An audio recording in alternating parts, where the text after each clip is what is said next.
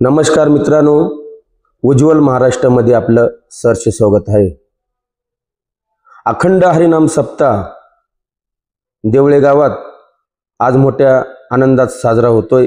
गेल्या 4 ते 5 दिवसापासून आम्ही स्वतः यूट्यूबच्या माध्यमातून, मीडियाच्या माध्यमातून आणि रात्री आम्ही स्वतः महाराष्ट्राचे सुप्रसिद्ध कीर्तनकार भागवताचार्य रामायणाचार्य आज बीड जिल्ह्याचे गेवराई तालुक्याचे असे मोठे वैभव म्हणजे अक्रूर महाराज साखरे यांचं असं सुंदर कीर्तन झालं।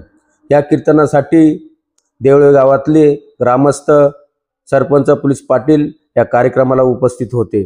तसेच तालुक्यातले सर्व मान्यवर राजकीय क्षेत्रातले उपस्थित होते। सुंदर असं कीर्तन या अक्रूर महाराजांचं रात्री संपन्न झालं। भव्य दिव्य देवळे गावांनी हे अखंड हरिनाम सप्ताह पार पाडलेला आहे आणि खरोखर एक देवळे गावाचं दरवर्षी आम्ही बघतो त्या चॅनलच्या माध्यमातून चित्रीकरण केलेलं आहे।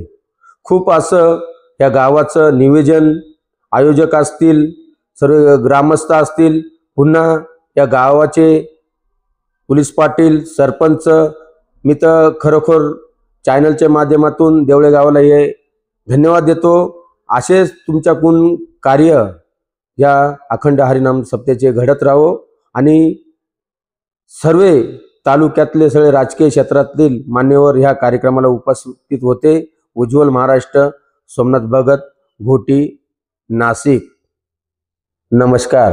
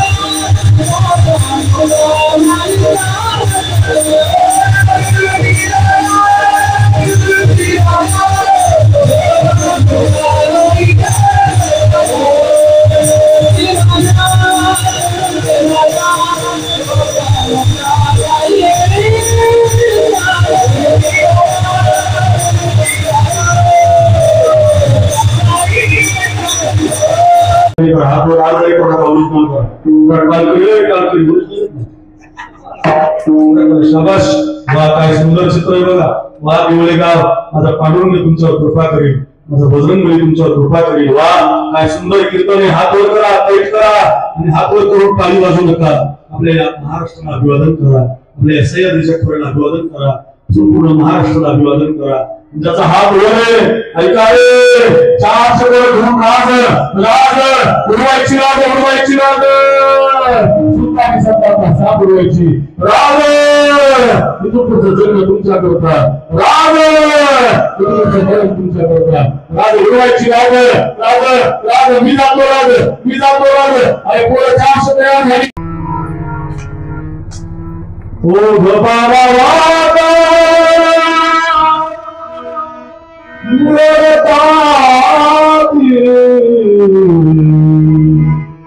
बांधला तळाचा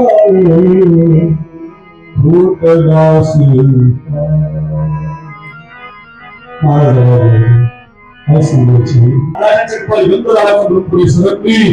तेवढ्या तळाच्यातून आवाज आला, सुनबाई, हो सुनबाई, तुम्ही नका माझी दुसऱ्या खोलीच्या हातात मागं पाहिलं तर जिला साडी दिली, मेकअप पाहिलं, सासू असं का वागते माझी, दुसऱ्याच खोलीच्या हातात गेलो,